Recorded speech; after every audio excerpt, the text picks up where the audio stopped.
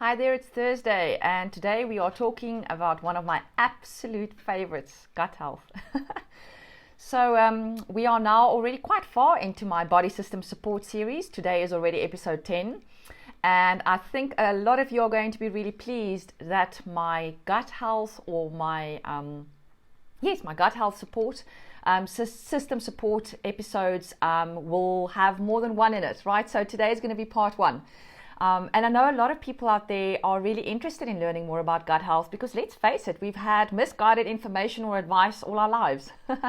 So welcome, hi, I can see people are logging in. I'm just going to start waving at them. My husband is all the way from London and my cousin Mika, hello. So glad to have you guys on. Thank you for making the comments.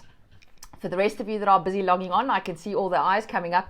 Can't see who you are until you comment. So please just go and put something in the comments down below because then I can say hello personally. So welcome, I am Tanya.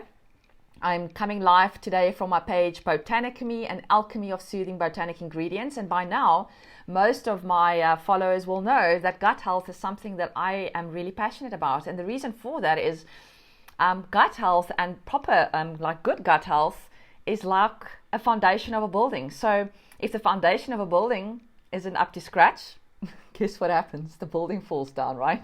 And that's exactly the same with us as humans and with all animals and all creatures on earth. If our gut health is suffering, we will have poor health, general wellness as well. Right, so we also have Cara just logging in. Hello, Cara. And Marie, welcome.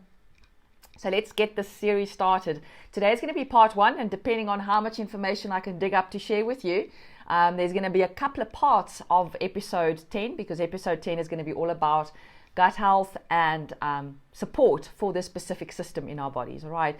And let's just remember something as well. When we are talking about looking at systems in our body, hello Jerry, also welcome, we always need to start looking and thinking a little bit more holistically. Because gone are the days where we just reach for something that's going to treat a specific symptom. Because by now we know most of these over-the-counter things that we just take to fix a problem really quickly usually always result in quite a lot of side effects. And because it never really gets to the root cause, you are taking away the opportunity for your body or to support your body to heal naturally. So talking about this foundation, there's quite a lot of research that's obviously become available in the last couple of years regarding specifically the gut-brain axis. And there's a lot of people now coining the term gut-brain-skin axis as well. And the reason for that, it's almost nearly 80 years now where dermatologists first started making the links between digestive health, depression and anxiety, so mood conditions, as well as skin conditions, okay? And there's quite a few of us that do know that we've been suffering from poor gut health for very many years.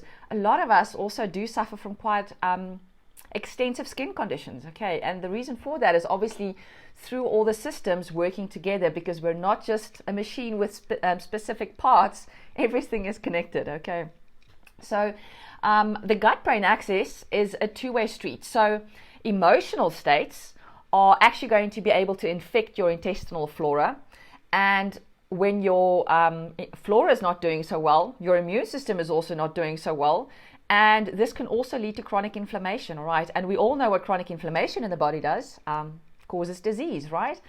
Quibus also just joined. Hello. I'm just going to wave at you quickly as well. Thank you for coming in for your routine weekly continued education dose. All right, so the other way, in other words, the other two-way street of this is that your good gut bacteria, when they've been affected by certain things that we'll discuss in a minute, when your good gut bacteria are not flourishing, remember those are the guys that are also producing neurotransmitters, which are very much required for mental health as well. So everything is going to be connected, and we're also not just thinking what we're putting inside our mouths, because that does play a really big role in supporting good digestive health and gut health. But it's more than that. It's about what we're putting into our minds, what our minds are thinking all the time, and obviously all other kinds of things. So I grew up in this era where everything bacterial was frowned upon, right? So we were in this antibacterial stage for a very long time.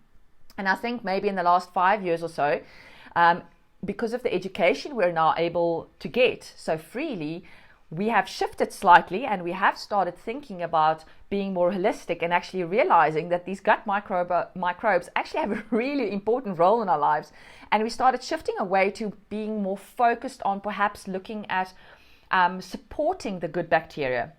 Obviously, what's going on in the world right now, unfortunately, has thrown us straight back into the deep end again, where everything bacterial or viral is we're trying to kill it all again. And I'm afraid that we're just going to shift back our immune systems again, and we're going to have to start from scratch. Just think about it. There's a really good reason when you're a baby or you're a child or a toddler that you want to put everything into your mouth, right? You want to eat the mud. You want to eat the dust. And if you're on a farm, absolutely amazing. If you were not born through cesarean, in other words, if you were born through natural childbirth and you were lucky enough to not have any sensitivities and you had breast milk as a child, your immune system is way advanced compared to some of the other people around you. All right, so and all of that's got to do with how your immune system reacts and how you're priming it to not overreact to certain things, but to actually step in when it is really required. And we've actually come quite a far way. Hopefully what we're going through now will ease with time and people will start realizing that all the sanitizers and the hand washing and all that kind of stuff, not necessarily required every 2 minutes. Obviously, if you're working in a healthcare setting, completely different story. But at home, you certainly don't have to walk around with a mask on your face at home or washing your hands every 2 minutes. Okay, so just always take all of these things and think about it a little bit better and go and do a little bit of additional research. And the reason why I'm saying we've come a long way, one of my very good friends, Momo, in America, they've started this amazing company, Viome, and I've been watching them really closely for the last couple of years and hoping that one day all their magnificent tests will reach South African shores. And they have.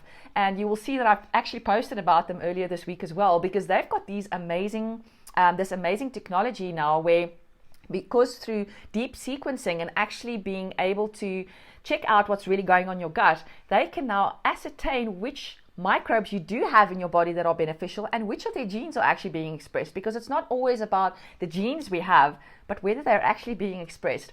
So you will see there was a video on my Facebook timeline about two guys pooping. It was so funny, but they explained it so well to the layman about how these tests work and how you actually have to sample, right? I thought it was a very good laugh. A really good video to go and watch. So please go and watch it on my timeline. But basically what they now can do is they take this test and they analyze your poop basically, and through that and they can give you science-based nutritional advice, because I know we keep on saying we need fiber, but what if you do not have the gut bacteria that are able to break down the components that we find in broccoli and kale? Then it doesn't help that I tell you to eat a lot of kale, because you're not going to be able to digest it, and it's probably going to cause you quite a lot of gut discomfort because of the bloating you're going to be experiencing. Okay, so really amazing. Go and check out that company. They are now have their tests available in South Africa, and I think that's going to go a long way in showing people how we're supposed to eat for our microbiome, and not necessarily just by listening to someone's advice, giving a blanket term of what people should eat and what people shouldn't eat, because we are all biochemically different and our genes are different. We have different gut bacteria. And for that very reason, we need to eat for what is going on inside our bodies and what our body actually needs to thrive and be well. Okay, so let's just get straight on into supportive measures, because I think the whole point of trying to not be too antibacterial is also supporting the good gut microbiomes. Okay, and this is not just gut. I'm saying gut, but it's our entire microbiome. So even the organisms we have in our skin, all of that's got a part to play in our immune systems and in good health in the end, right? So let's today look at supportive measures. And what I really do want to focus on before we get into specific techniques or essential oils, for instance, because you all know I really like essential oils and they're a really supportive measure in my daily life. But holistically, you've got to do very many things to support your health, and specifically your digestive health. So although the digestive system is often just associated with the stomach and the intestines, it's actually a lot more complicated than that. And to function at an optimum level, digestive system requires peak performance, because if we have poor digestion, we're not even, besides the fact that we're not going to get the nutrients that we need to be able to operate at 120% or wherever it is that you want to operate on every single day. But it's got a lot to do with stomach and intestines, but also our organs, because the rest of our organs play a really big role in digestion. And this is, if you don't continuously learn about biology in the human body, these are things you tend to forget, especially if the last time you heard about it was at high school. So other organs that play a really important role in digestion are things like your liver, your kidneys, and even your gallbladder. So even if you're eating the appropriate foods, if your liver, kidneys, and gallbladder are not functioning properly, you're probably not going to have good digestive health. And here's another one. When we turn 30, it's all downhill from there, baby. Unfortunately, we're no longer producing enough stomach enzymes or stomach acids to be able to digest the foods as we grow older, right? So we do need to put in some supportive measures to make sure that we are actually able to hydrolyze the foods and get the right nutrients so that we are actually able to support our immune systems and our bodies to be healthy all the time. So symptoms of digestive distress, if these are anything, these are the things that you're experiencing, then obviously you're going to start having to look at changing your behaviors, because when we're younger, we're a lot more robust, okay, and our bodies can handle a lot more. But with age, our bodies also age, and there's a lot of systems that start tapering down, hormone fluctuations start taking effect, and all of these holistically are going to be get you to a stage where you can't do as much partying as you used to. Your liver's really going to take strain, or you can't continue eating as many foods that are very high in fats, for instance, if your digestive enzymes or if your stomach acids are not what they used to be, because then you won't be able to digest those very high fatty foods. Right, so symptoms of digestive health may include things like abdominal discomfort, belching, gas, feeling overfull all the time, or having like a extended belly all the time, especially after you've eaten something that you think or because you're starting to listen to your body, that you probably shouldn't have eaten. And there's quite a lot of techniques or holistic measures that you can then start using to support your body. But something that I really need to just focus you guys all on, if you're going to continue doing incorrectly the things that are the root cause, okay, so if for instance, that you get a lot of discomfort from eating a specific ingredient, if you're going to continue eating that ingredient, no matter how many other techniques you employ and other holistic measures you're going to put into place, you're always going to have the discomfort, okay? So you need to be ready to make a conscious shift towards healthier digestive system. So cutting out the foods that really are causing you a lot of discomfort, and rather switching them to something else that is healthy, that's going to be supporting you, because if you feel uncomfortable all the time, you're not going to be a happy chappy person all the time, right? If you've got permanent stomach aches and you're permanently feeling bloated, you're probably not going to be a very nice person to be around anyway. So for those around you and for yourself, start thinking about those things too.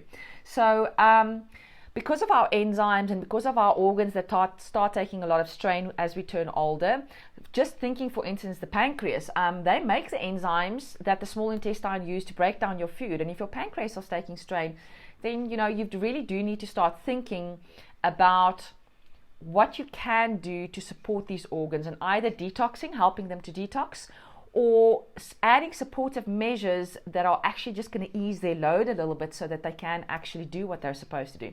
Hello, Nadia, welcome. I'm just going to give you a wave as well. For those of you that joined in late and you want to go and watch the replay, remember the video is always loaded to my YouTube channel afterwards. Just go and subscribe to the channel, and then you can be alerted when it has been loaded, but it also remains live in my Facebook feed.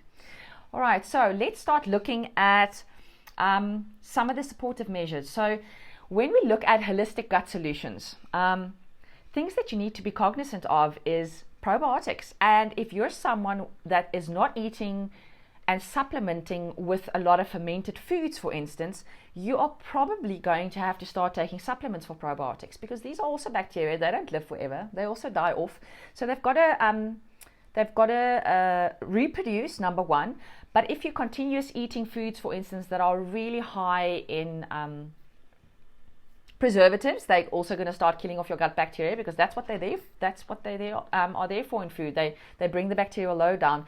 If you, for instance, are eating a lot of foods that are not necessarily beneficial to these gut bacteria, they're going to start dying off as well. So you are going to have to supplement in some kind of way by eating either fermented foods or by taking a really good probiotic supplement. And here I'm not talking about the 50 Rand ones that you find on the shelf that are freeze dried. Bacteria don't live like that. Okay, they die off. And just always be aware that a very small percentage of the strains that we actually have that are beneficial in our gut can actually be cultured in a lab. All right, so where you're able to get a fermented food or a probiotic that is still alive, your chances of increasing the robustness of the bacterial population in your gut is a lot bigger. And it also means your digestive health is going to be improved. Okay, so always look for a good fermented product that, and the more alive they are, obviously, the better for your system. Okay, so probiotics are really good. All good if you're eating probiotics or you're drinking supplements. What do they eat? They don't eat your food. They eat prebiotic fibers. So if you're not supplementing with a prebiotic fiber, or your foods are not rich in prebiotic fibers, you're not feeding your gut bacteria with the stuff that they need. Okay, so there's another one to have a look at. So fiber is really important. And this is the soluble and the insoluble fibers. All right. Another thing, if you're already suffering from digestive discomfort, to look into are the soothing things that we do find in nature. So things like aloe vera. There are some people that don't necessarily their bodies don't work that well with aloe vera, but in general, a lot of people find a lot of soothing comfort from using something like an aloe vera that they add to a smoothie. Do not get the flavored stuff with the added sugar.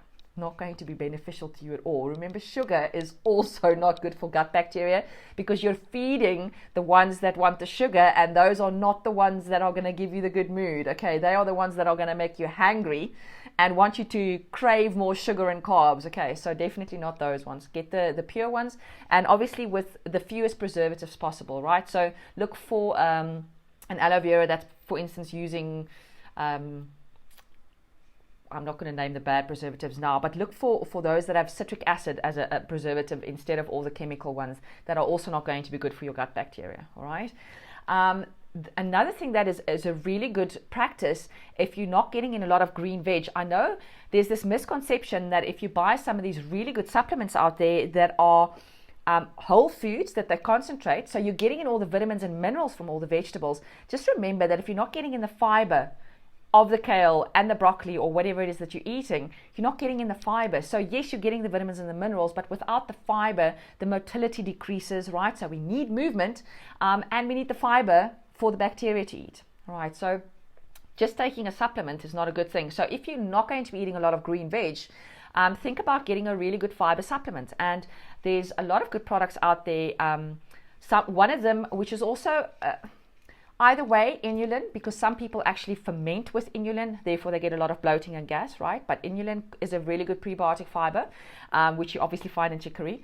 Then there's baobab fiber, which is really good. There's coconut fiber that's really good. And there's a lot of very good health stores out there that sell quite a lot of these prebiotic fibers. And if you don't like the taste of them, because let's face it, they're not really nice. Psyllium husk is another good one. You can add it into a smoothie, and then you can get the fiber in that way. And if you're going to be juicing is really amazing because you're getting all the nutrients. Please do not take the fiber out. When you are putting an entire grapefruit into your smoothie, take the whole grapefruit on the inside. Don't take out the fibers, okay? Because then you're just basically drinking sugar water. Again, feeding the wrong gut bacteria. All right, always get in the fiber. It's really important to get that in as well. So it's the aloe, and it's the fiber, and the really good probiotics, all right? So that holistically is always going to go a long way in supporting good gut health. If we then start shifting our focus away from eliminating necessarily the dangerous bacteria, and we want to rather strengthen our good gut bacteria, we've also got to look at around the home and stop using all those nasty chemicals, because they are killing the good with the bad bacteria. Okay, so if we can move to more natural alternatives, where you have, for instance, cleaners that have essential oils in them that are beneficial to clean, but not necessarily like 99.99999% of all germs, you already are going to be far way ahead in supporting your system, in lowering the toxins that are going to actually affect the rest of your microbiome as well. And also, let's just also remember that the enteric nervous system is always referred to the second brain, okay? And this is obviously in the gut area, okay? So essential oils are really amazing because they've got antibacterial properties, but they also have a lot of beneficial effects because they've got, for instance, analgesic properties. They might, they always affect your mood. They're really good at either through the limbic brain, either increasing or decreasing certain neurotransmitters that you really do need for good mood.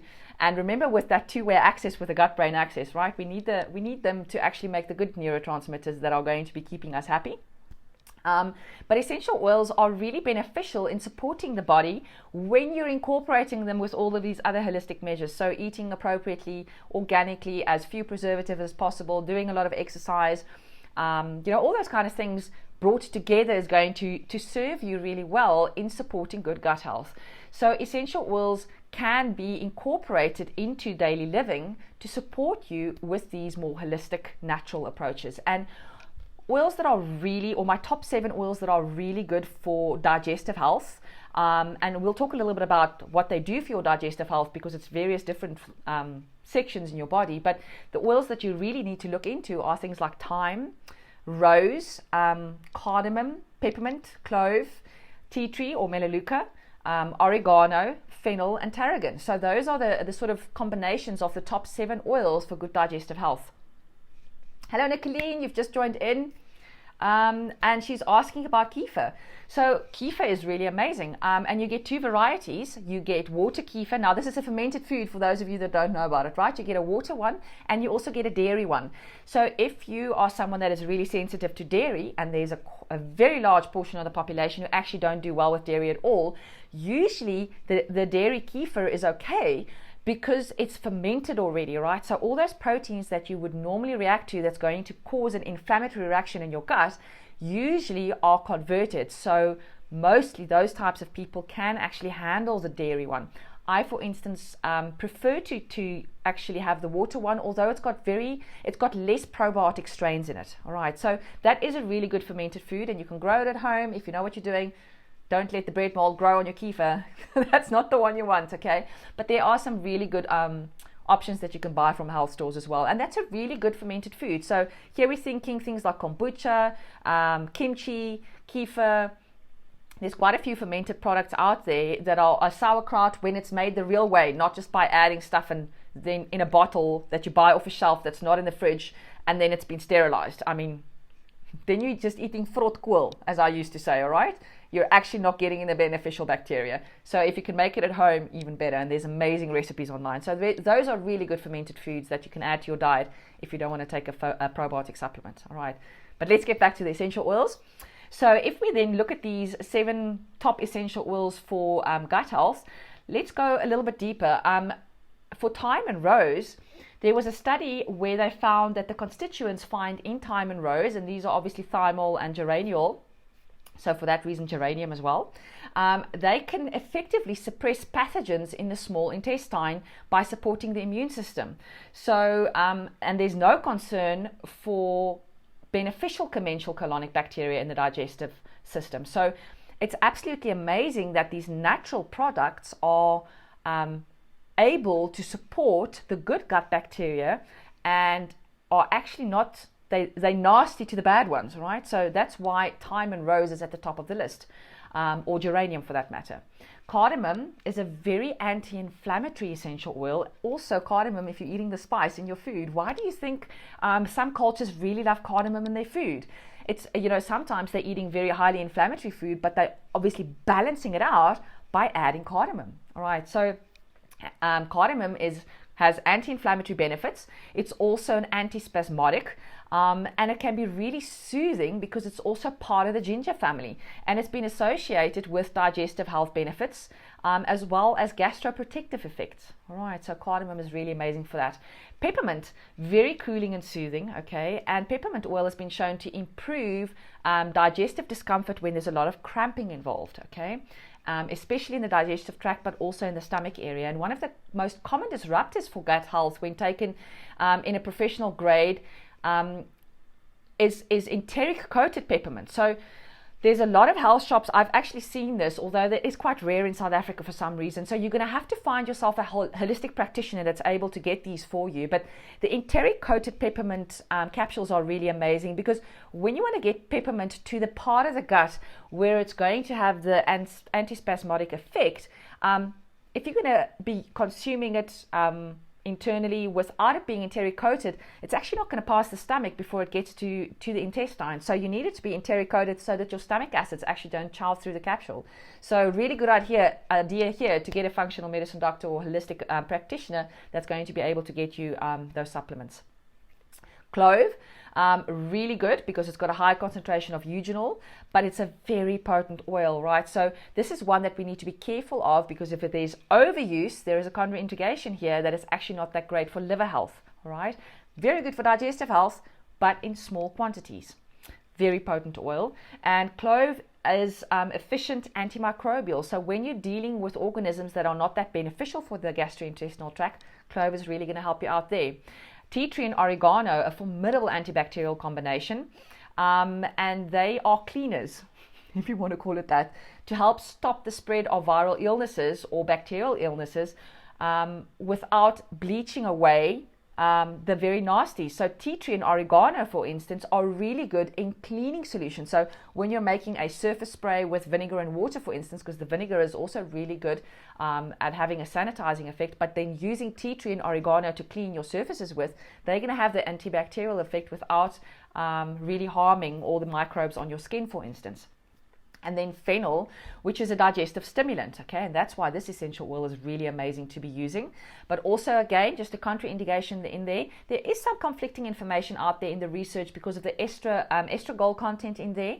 Again, something that shouldn't be used in very high doses. Yes, it is an antispasmodic, but there are some contraindications. So if you want to use the fennel oil, just always go and read up a little bit better and become more equipped with the information before you start using it. And here I'm always advising, there's so much good, amazing research out there, but it's always better if you're able to find a holistic practitioner that's going to look at you as a whole person instead of a symptom that can be treated with one medication that's going to give you a lot of side effects. Okay, so go and find you someone that is interested in assisting you with food, which is medicine, with supplementation, with essential oils, and all kinds of holistic measures put together to support your health, because everything is connected. We can't just drink one drop of something and think it's going to be a miracle pill, because that's not how it works. Otherwise the pharmaceutical industry would have coined that one already and they haven't. Okay, so and then the very last one is tarragon. Let's not forget tarragon,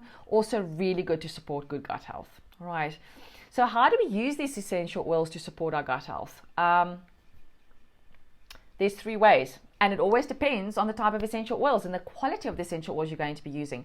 So the first one is internal. And I can see today is going to be a little bit of a longer session. So perhaps I could continue in depth about these methods in the future talk. But there's 3 ways that you can use essential oils. And all 3 the methods are going to be for a specific desired effect that you're going to try and get. So when your oils say they are food supplements, then you can use them internally. If they say not for internal use, please read the label and listen to the label, because the testing hasn't been done to confirm that the oil is pure enough to be able to have a medicinal supporting effect in your body. So when would one use an internal oil? This is obviously when you need to get the essential oil into a certain area in your digestive tract where it's going to have a effect where it's going to soothe the gut. So just remember back when I was talking about that peppermint oil, but then you're going to need the enteric coated capsules, because we don't want the stomach acids to eat through the capsules. Okay, so again, this is something that you are going to have to get from a healthcare practitioner. It's probably not something that you're going to be able to do at home. But the optimal oils for internal use, when they are a food supplement and they are labeled as such, is peppermint, clove, ginger, oregano, and tea tree and thyme. And there's always a limit about how much you can take. And because these oils are so very potent, you only need like 1 to 3 drops, right, depending on the condition. But always look at the research as well. Contraindication for peppermint is someone with reflux, because peppermint can actually, for people who have GERD, increase their acid reflux. All right, so You always need to add a carrier oil as well when you are going to be making these capsules. And good carrier oils are things like olive oil or grapeseed oil or even fractionated coconut oil, as long as they are food grade and or as organic as possible. Okay, because we don't now want to go the holistic route in trying to support our bodies naturally, and then you go and put a pesticide olive oil in your capsule. Not a good idea. Okay, you sort of being counterintuitive there. What are really good ways for supporting digestive health topically? Well, this is when you're dealing with a lot of discomfort in the stomach area, and you want to get it localized, because essential oils obviously work really quickly in getting inside the cells. And here, optimal oils for topical use include, again, peppermint, ginger, caraway, coriander, fennel, anise, tarragon, thyme, or even citrus oils, right? And the optimal situations for topical use would be things like where you're feeling discomfort in the digestion area, when you are a little bit, when you've got occasional constipation or stomach discomfort, or even when you're feeling a little bit queasy. Where is inhalation of these essential oils going to be supporting for the gut? Mostly all the time, because remember that two-way system about the gut-brain axis. If you are stressed, your brain is telling your gut you are stressed. Okay, that's dehydrating everything down there. You're going into fight or flight mode. You are not digesting your food appropriately, and you're just going to cause yourself quite a lot of discomfort. So, inhalation of essential oils in supporting and calming down those feelings is really amazing for digestive support. So here, think oils for a diffuser, or even a drop in your hand and making like you're a human diffuser and rubbing your hands together and inhaling deeply. Citrus, ginger, fennel, peppermint, clove, cinnamon, or any oil that you find beneficial to calm and soothe anxious feelings. Okay. And then optimal situations is obviously when you are looking at more supporting a symptomatic relief or supporting a symptom that you're experiencing really quickly, things where you are feeling a little bit queasy, or when you've got stomach discomfort. All right, so those are the optimal situations for using them aromatically. And I just want to go back to that internal one, because optimal situations for internal use of oils really do need to be looked at through a healthcare practitioner, especially if you're not experienced. Okay, there's quite a lot of information out there at the moment online where people are just consuming a lot of essential oils and they're drinking bottles full of the stuff. What do you think happens to you when you drink an entire bottle of paracetamol? Do you think you're going to be okay? No, you're going to end up in the emergency room. Please do not consume an entire bottle of essential oil either, or continue to use very large amounts if you're not under the care of a holistic healthcare practitioner, because they are incredibly potent. They are really strong. Okay, so please take care with that and read the label. Only use it for internal use, and then always follow the safety and guidelines. Okay, and the optimal situations where you would have to go for the capsule route for internal use is when you're suffering from occasional indigestion, when you're feeling queasy, when you've got areas of, in your gut area that are really cramping quite a lot, when you are suffering from acid pushing up, when you have, for instance, a dysbiosis, so when there's a bacterial imbalance in your gut, and this is specifically one that you do need to go and see a healthcare practitioner for, because they've got amazing tests to see if you actually have that. Please don't self-diagnose with that, because it's actually quite important to know if you've got a small intestine bacterial overgrowth, for instance, because then eating fermented foods, especially high in yeast, is not a good idea. Because if you've got those bacteria or yeasts growing in an area where they shouldn't be in your gut, if you're just going to be supplementing again, there's going to be overgrowth, and that is going to cause fermentation, which is going to cause bloating, which is causing a lot of discomfort, specifically in that gut area. All right, so today was jam-packed full of information with the top 7 oils that are really good for digestive health. Next week, we are going to be carrying on with digestive support, and it's going to be a fun one. So I hope I see you guys all next week, Thursday. If you find something in this talk today that you think someone else might benefit from, please feel free to share the video with them, tag them in the comments, or even go and subscribe to my YouTube channel, because all the videos are uploaded there afterwards so that you can go and watch the replays as well. Thank you so much for joining me today. See you guys all next week. Bye-bye.